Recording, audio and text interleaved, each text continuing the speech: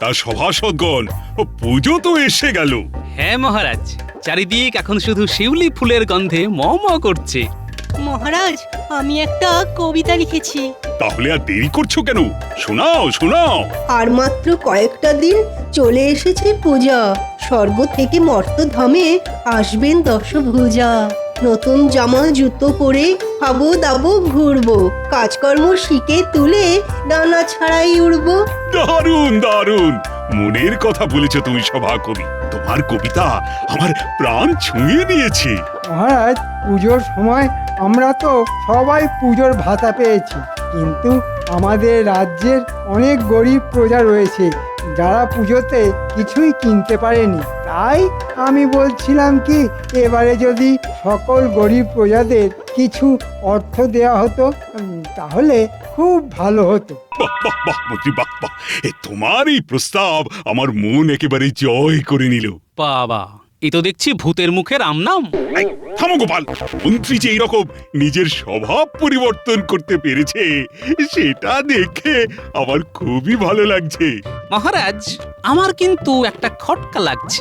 রাতারাতি এরকম স্বভাবের পরিবর্তন কি করে সম্ভব? বেশি কথা বলো না গোপাল, তোমার মতো সারাদিন খাই তাই ঘুড়ি বাজাই স্বভাব আমার নয়। আমি যথেষ্ট প্রজাদরদি মন্ত্রী। সে আপনার ভুঁড়ি না থাকলে বাজাবেন কি করে? কষ্ট করে বানাতে হয়েছে। টং টং টং। দেখো, তোমরা নিজেদের মধ্যে সব ঝগড়াঝাটি বন্ধ করো, আর আমাদের মতে মন্ত্রী যেটা বলেছে সেই অনুযায়ী কাজ করার চেষ্টা করো। বলুন মহারাজ, আমি কি করতে পারি? হ্যাঁ মহারাজ, বলুন বলুন, কি করব বলুন। মহারাজ, আমি এই পুণ্য কাজ নিজে হাতে করতে চাই। জীবনে অনেক ভুল করেছি, আজ সেই ভুলের মাসুল দিতে চাই। আপনি আমাকে দায়িত্ব দিন আর নগদ অর্থ দিন। আমি প্রজাদের মধ্যে বিলিয়ে স্বাক্ষর করিয়ে তার প্রমাণপত্র জমা দেবো। বাহ বাহ বাহ, সব দায়িত্ব যখন তুমি নিজে কাঁধে তুলে নিতে চাও, তাহলে তো আর কোনো চিন্তাই নেই। আমি পুরো দায়িত্ব তোমার কাঁধে দিয়েই নিশ্চিন্ত থাকতে চাই। মহারাজ, বুঝে শুনে পা ফেলুন। একটা কথা মনে রাখবেন, ন্যাড়া একবারই বেলতলায় যায়। এর আগে আপনি অনেকবার ন্যাড়া মাথা নিয়ে বেলতলা গিয়ে টাক ফাটিয়েছেন, মানে মন্ত্রী মশাইকে বিশ্বাস করে ঠকেছেন। আর কি আপনি টাক ফাটাবেন বলুন? দেখো গোপাল, তুমি আমাকে বেল গাছ বলছো, তা আমি মেনে নিচ্ছি। দুর্গা পুজোটা বেলতলাতেই শুরু হয়, খুব পবিত্র গাছ। কিন্তু তা বলে মহারাজ ন্যাড়া? দেখুন মহারাজ, আপনার সামনে বসে আপনাকে অপমান করছে। গোপাল, এটা কিন্তু তুমি অত্যধিক বাড়াবাড়ি করছো। মন্ত্রী যখন বলছে শুধরে গেছে, তখন তাকে একটা সুযোগ তো দেওয়া উচিত। আর তারপরও ক্ষমার থেকে বড় ধর্ম আর কিছুই কিন্তু নেই। সে মহারাজ আপনি যা ভালো বোঝেন করুন, কিন্তু আমার একটু খটকা লাগলো তাই বললাম। হ্যাঁ, তুমি নিজের মতো থাকো আর মন্ত্রীকে মন্ত্রীর কাজ করতে দাও। আর মন্ত্রী শোনো, তুমি তোমার জনসেবার কাজ শুরু করে দাও। আমি পুজোর আগে সকল প্রজার হাসি মুখ দেখতে চাই। এই রাজসভা শেষ হলে আমার সাথে কোষাগারে আসবে, তোমাকে অর্থ আমি বুঝিয়ে দেব। যথাজ্ঞা মহারাজ। এই অর্থ দিয়ে কি যে অনর্থ করবে কে জানে। যাকে মন্ত্রী মশাই তো আর আমার আপন কেউ না, পরের ছেলে পরমানন্দ। যত উচ্ছন্নে যায় ততই আনন্দ। আমি আর কোনো ব্যাপারে না কি গলাবো না। আচ্ছা গোপাল, তুমি এত রাগ করছো কেন? সবাইকেই তো কিছু না কিছু দায়িত্ব দিতে হবে নাকি? তুমি এক কাজ করো, তুমি পটোকে বলো আজ থেকেই রাজবাড়ির মাঠে যেন ঠাকুরের প্রতিমা বানানোর কাজ শুরু করে দেয়। আর যতদিন না কাজ শেষ হবে, তুমি দাঁড়িয়ে থেকে দেখবে। আচ্ছা মহারাজ।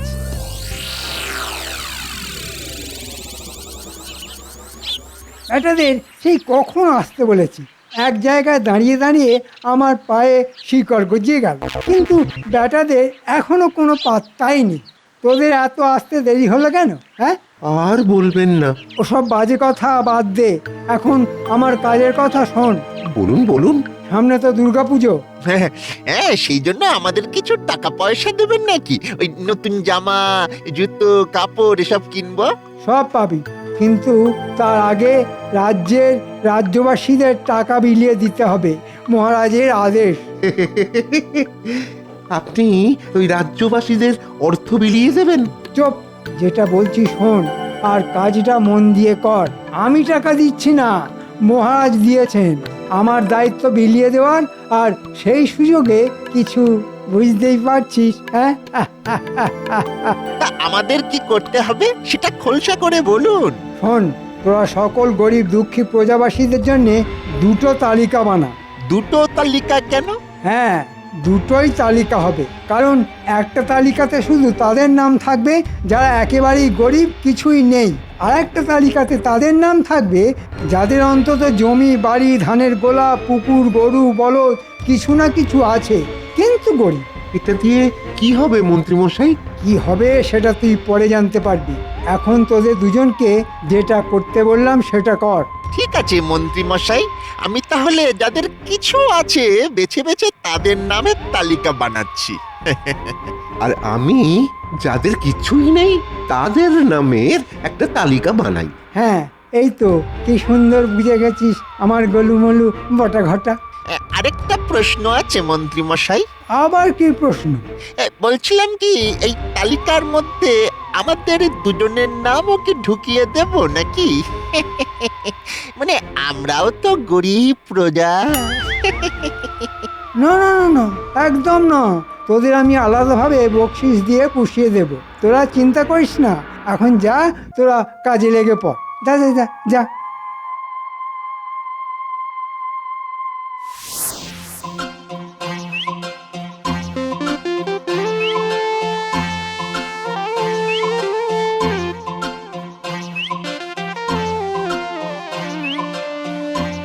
ও কুমোর ভাইয়া, বাড়ি আছো? কই গো, দেখা দাও। কে কে? ও গোপাল দাদা, বলো বলো। তা পুজো তো চলে এলো, প্রত্যেকবারের মতো এবারেও তো তোমাকে রাজবাড়ির মা দুর্গার প্রতিমা বানাতে হবে, মনে আছে তো? হ্যাঁ, তা মনে আছে বই কি। তাহলে আর দেরি কেন, কালকে সকাল থেকে রাজবাড়ির মায়ের মূর্তি বানানো শুরু করে দাও। আমি থাকবো, তোমার যা যা প্রয়োজন পড়বে আমাকে বলো, আমি সাহায্য করব। আচ্ছা গোপাল দাদা, ঠিক আছে। আচ্ছা ঠিক আছে, আমি তাহলে আসি। হ্যাঁ এসো, আমি ঠিক কালকে সকাল সকাল সময় মতো রাজবাড়িতে পৌঁছে যাব।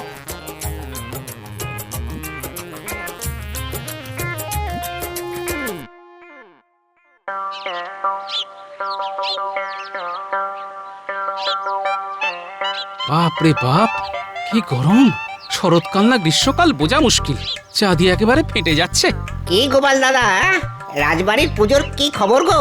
আর তোমার ওই বাড়ির পুজোর কেনাকাটা করা হলো? হ্যাঁ তা হয়েছে, রাজবাড়ির পুজো তো হবে, এবারও জাঁক জমক করেই হবে। তা তোমার পুজোর কেনাকাটা কত দূর? আর আমার কেনাকাটা দেখো না, পুজো চলে এলো, কিন্তু দোকানে দোকানে তেমন ওই বেচাকেনাও নেই।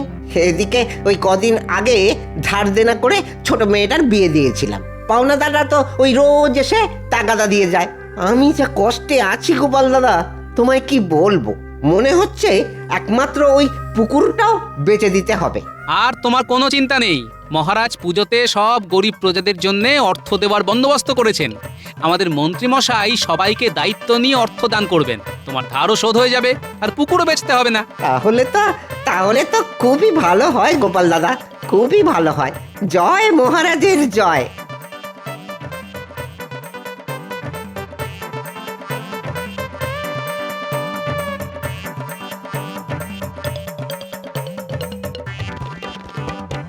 কিরে ন্যাপলায় গুলটে, বিশ্বকর্মা পুজো চলে গিয়ে দুর্গা পুজো চলে এলো, এখনো ঘুরে ওড়াচ্ছিস? কি আর করবো বলো গোপাল দাদু, আমাদের কুঞ্চিত বঞ্চিত জীবনে আনন্দ মানে তো এইটুকুই, ঘুড়ি ওড়ানো। না হয়েছে পুজোর জামা কাপড়, না অন্য কিছু। এবারে বাবার জমিতে চাষ আবাদও তেমন ভালো হয়নি গো দাদু। বুঝতে পারছি, কিন্তু তোদের এই কষ্ট আর বেশি দিন থাকবে না রে।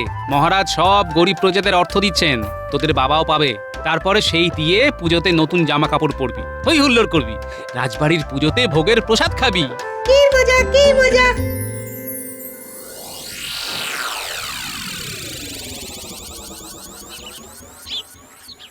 এতক্ষণে তো ব্যাটাদের তালিকা নিয়ে চলে আসার কথা, কিন্তু এখনো তো এলো না।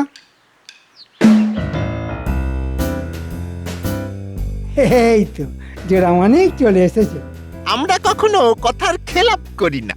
আমাদেরকে কোনো কাজ দিলে আমরা আমাদের শরীর ফেলে দেব, কিন্তু কথা ফেলবো না। তা কি কি তালিকা বানিয়ে এনেছিস দেখা? এই দেখুন আমার হাতে তাদের নামের তালিকা যাদের জমি জামা পুকুর গরু কিছু আছে।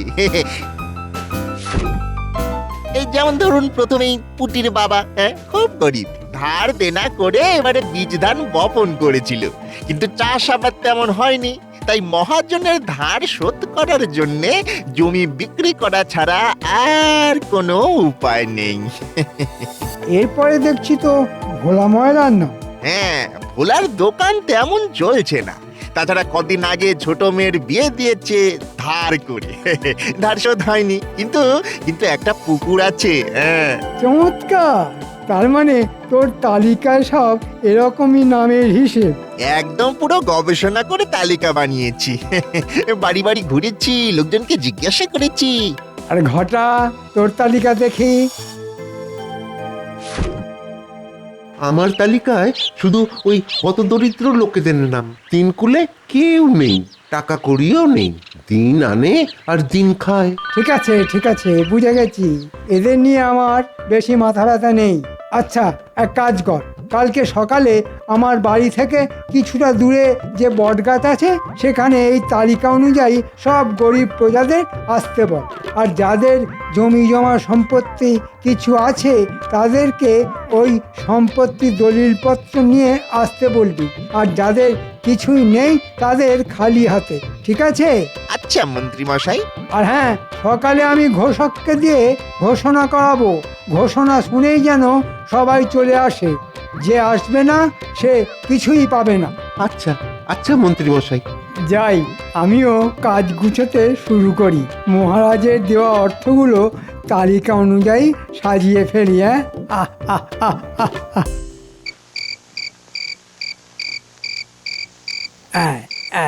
এই 57, 58, 59, 60।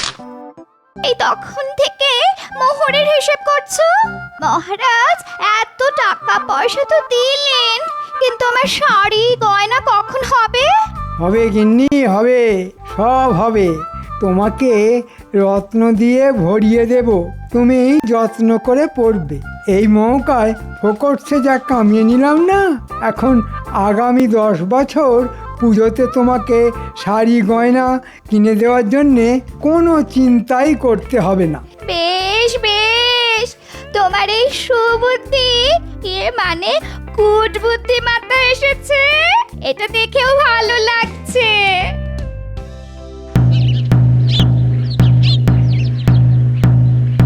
শোনো শোনো শোনো, রাজ্যের সকল গরিব প্রজাদের এক্ষুনি বটতলায় আসার জন্যে অনুরোধ করা হচ্ছে। মন্ত্রী মশাই প্রত্যেক গরিব প্রজাদের অর্থদান করবেন। শোনো শোনো শোনো। প্রথমেই ডেকে নেওয়া হচ্ছে ভোলা ময়রাকে। ভোলা, তুমি মন্ত্রী মশাইয়ের সামনে চলে এসো।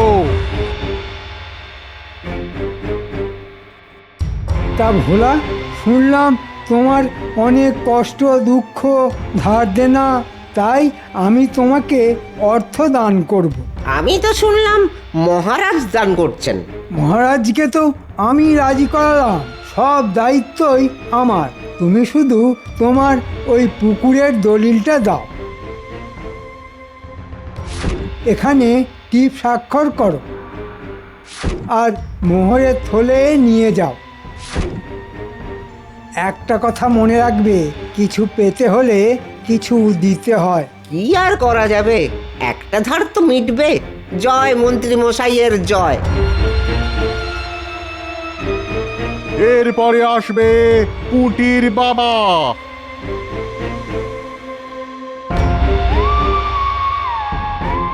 তোমার 3 বিঘা জমির দলিলটা দাও।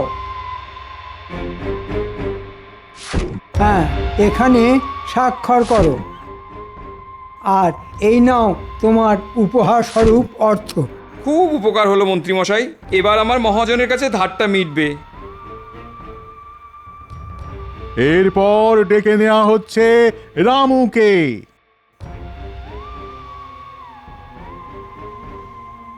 কি রামু, তুমি তো ভিক্ষা করে দিন কাটাও। হ্যাঁ মন্ত্রী মশাই। তোমাদের জন্যে আমার মন বড্ড কাঁদে গো। এই নাও তোমার পুজোর জন্যে অর্থ, এই দিয়ে জামা কাপড় কিনো, পুজোতে আনন্দ করো। ধন্যবাদ মন্ত্রী মশাই।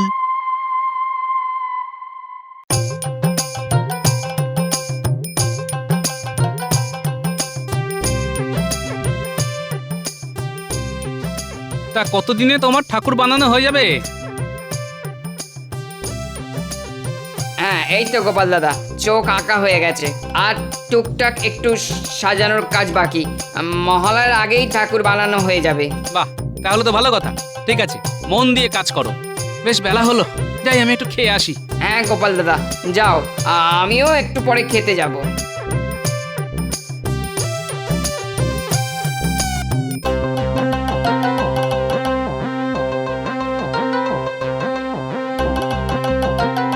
কি রে পুঁটি, পুজোর জামা কাপড় হলো?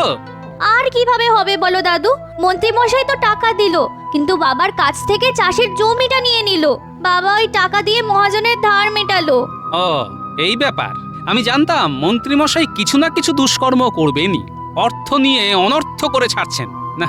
খেতে যাওয়ার আগে আমাকে একবার ভোলার সাথেও কথা বলতে হবে।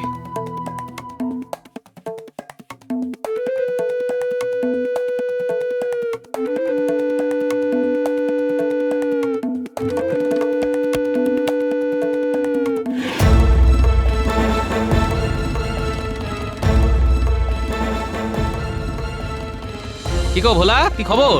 টাকা পয়সা পেয়েছো তো? হ্যাঁ তা পেয়েছি, সেই টাকা দিয়ে ধারটা মেটালাম, কিন্তু তার সাথে আমার পুকুরটাও গেল।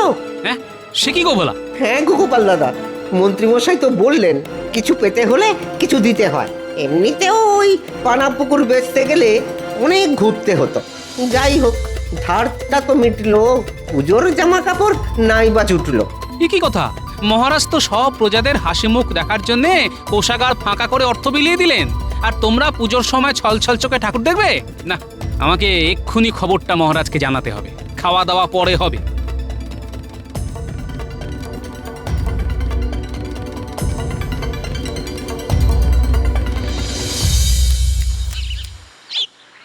এ কি গোপাল, তুমি এখন পোটোর ঠাকুর বানানো শেষ? হ্যাঁ মহারাজ, সে কাজ মোটামুটি শেষ। মহালয়ের মধ্যে সব সাজানোও হয়ে যাবে। আমি আপনাকে অন্য ব্যাপারে কথা বলতে আসলাম। আচ্ছা, তো কি ব্যাপার বলো? বলছিলাম কি মহারাজ, মন্ত্রীমশাই তো সবাইকে টাকা পয়সা অর্থ বিলিয়ে দিয়েছেন, কিন্তু সেই টাকা দিয়ে সবাই জামা কাপড় কিনেছে কিনা, সবাই হাসি খুশি আছে কিনা, সেটা তো জানা দরকার মহারাজ। হ্যাঁ, তা তো একদম ঠিক কথা। তাই মহারাজ আপনি এক কাজ করুন, মহালয়ের দিন রাজ্যের সকল গরিব প্রজাদের বলুন রাজবাড়ির প্রাঙ্গণে যেখানে ঠাকুর বানানো হয়েছে সেখানে যেন এসে হাজির হয়। এটা খুব ভালো প্রস্তাব দিয়েছো। আমি কালকেই ঘোষককে দিয়ে বলা করাবো। এবার মন্ত্রী মশাই বুঝবে ঠেলা।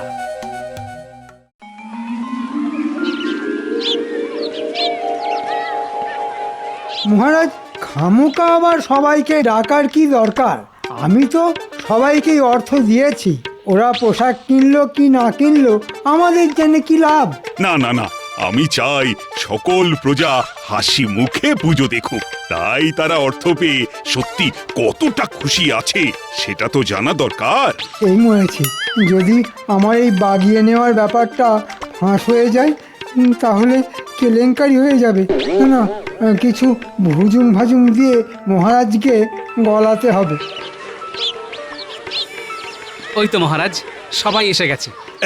এই তো পুঁটির বাবা, এই যে পুজোয় নতুন জামা পরনি কেন? কি করে পরবো হুজুর? যে কটা টাকা পয়সা পেলাম সব দিয়ে মহাজনের ধার মেটালাম, আর সাথে আমার জমিটাও চলে গেল। আমার পুকুরটাও তো নেই মহারাজ, কিভাবে কিনবো? মহারাজ, মন্ত্রীমশাই আমাদের টাকা দিয়েছেন, কিন্তু তার বদলে আমাদের সম্পত্তি কেড়ে নিয়েছেন। কি মন্ত্রী, এরা সবাই তোমার নামে কি সব বলছে? মহারাজ, এরা মিথ্যে কথা বলছে। আমি সবাইকে দিয়ে স্বাক্ষর করিয়ে নিয়েছি, সবাই যথেষ্ট টাকা পেয়েছে কিনা। এই দেখুন মহারাজ, সবাইকে নিঃস্বার্থে দান করেছি। মহারাজ, গ্রামের অনেক প্রজারাই নিরক্ষর, ওরা দেখুন কেউ নিজের নামই স্বাক্ষর করতে পারে না, তাই কাগজে কি লেখা আছে না বোঝাই স্বাভাবিক। এই মরেছে, গোপালের তো দেখছি সব কিছুতেই যুক্তি তৈরি করা আছে। এ কি মুখ ফসকে আমি কি বলে ফেললাম? হ্যাঁ, ছি ছি ছি মন্ত্রী, আমি এই জন্য তোমাকে বিশ্বাস করে দায়িত্ব দিয়েছিলাম। ভুল হয়ে গেছে মহারাজ, ক্ষমা করুন।